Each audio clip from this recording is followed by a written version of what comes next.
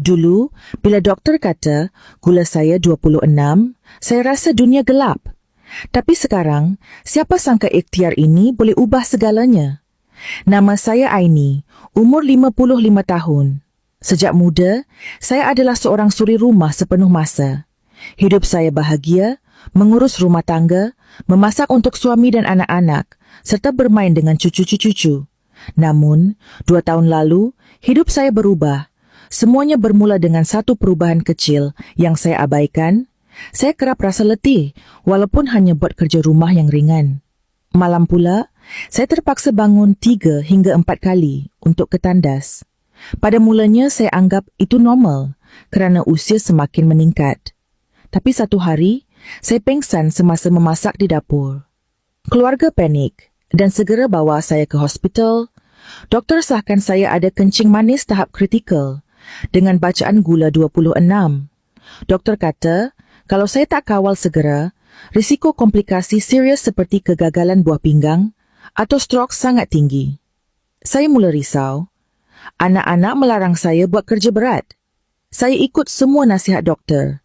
Elakkan makanan manis, kurangkan nasi dan ambil ubat yang diberikan. Tapi setiap kali pemeriksaan, bacaan gula saya masih tinggi, kekal di atas 20. Dalam kesedihan dan kebimbangan, anak sulung saya mula mencari alternatif lain.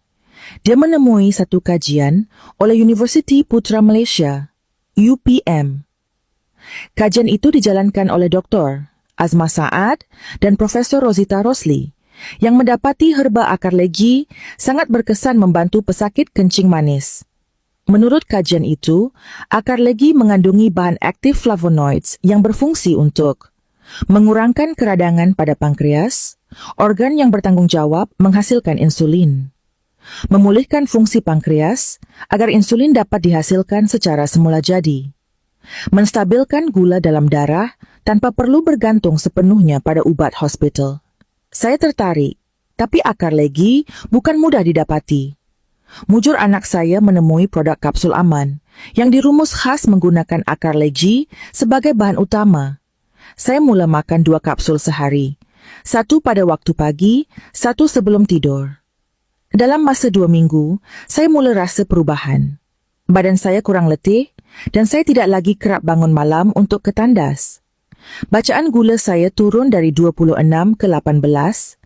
Selepas sebulan, luka kecil di kaki saya mula sembuh, sesuatu yang sebelum ini mengambil masa berminggu-minggu.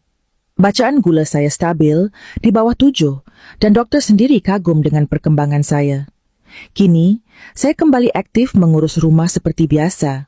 Saya dapat bermain dengan cucu-cucu tanpa rasa penat atau risau.